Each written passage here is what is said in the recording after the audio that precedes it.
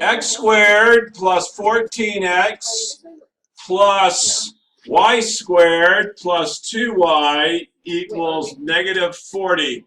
Notice how I'm leaving little gaps up there. Wonder why I'm going to want to have gaps up there. What possible reason would I have gaps up there? Whoa! What possible reason would I have for gaps where I put those? Look at the square. So I'm just going to complete the square twice. That's how I'm going to make it useful form. Half of this middle term is 7. Squared gives me 49. So I'm going to make this plus 49. Half this middle term is 1. Squared gives me 1. So I'm going to add 1. So far, so good? Oh. Just complete the square twice in one problem. Isn't that fun? I'm going to just get out of names. And then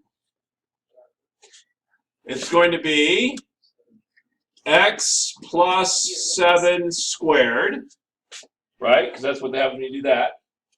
Plus y plus 1 squared, right? Because that's that one there. Equals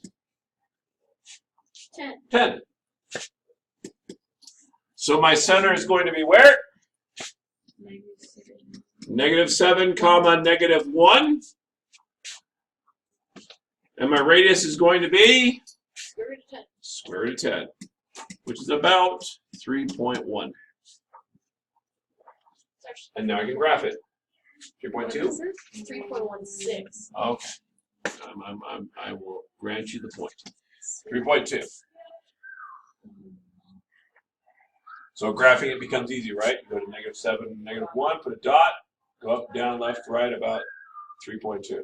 When is the test going to be for this week? 3.2. What? When is the test going to be for this week? I don't know. It'll be. It makes you feel any better. We're about this, as of this moment, we're about 40% of the way through the chapter. Oh, man. X squared minus 10x plus gap y squared plus 8y plus gap equals negative 40, right? Oh, I switched problems halfway through. That's dumb. Hold on, I'll try again. X squared minus 10x y squared plus 8y equals negative 16. Why did you do the negative 16? Because I want it out of there right now. Okay. I don't have no spot for it. So I You moved don't to the need side. to do that. I don't, but I'm going to do it anyways. Okay. Okay. So half the middle term is negative 5. Squared is 25. So I'm going to add 25 over here. Great. Half the middle term is 4. Squared is 16. So I have to add 16 to both sides. Notice those cancel out. So I'm going to get x minus 5 squared, and I'm going to get plus y plus 4 squared equals 25. Once I have that, the rest is gravy. I got center is going to be at 5, negative 4, and it's going to have a radius of 5. Draw myself a big circle radius of 5 starting at that point there. Roger that.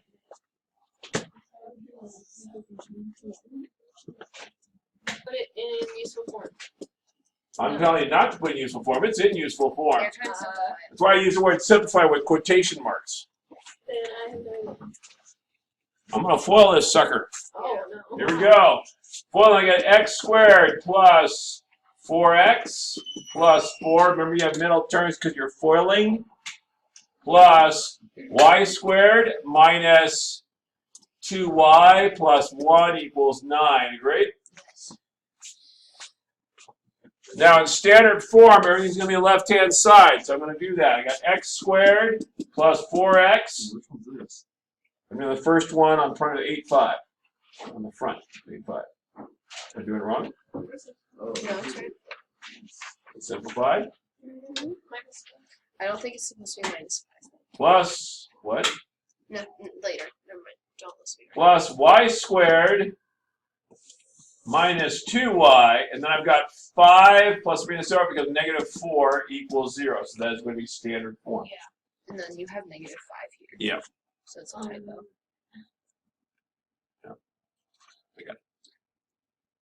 Does that make sense? Green, you look like that doesn't make sense. So I have to FOIL these, right? Where to lose you? You point, tell me. Okay, so this is going to be x plus 2 times x plus 2, right? Okay, I brought that down, I got a 4 plus 1 is 5. And I have to subtract 9 from both sides to get it over here. So we need a minus 4, yeah. So 4 plus 1 is 5. Subtract 9 gives me negative 4. And I just brought the y's down. No, this is where it should be. Standard form, this is what it's going to look like. This is simplified form. Okay? Everything should be on the left-hand side, should be set equal to 0. Now, how would I get it back to the original form? You guys now know. How would I get back there? Complete the square. Well, opposite process of foiling is to complete the square, right? So we're just going to go back to complete the square. So just write complete the square at the bottom of that paper, and then flip it over. You got problems to do on the back. Go ahead and have at. Lots of fun problems to do with there.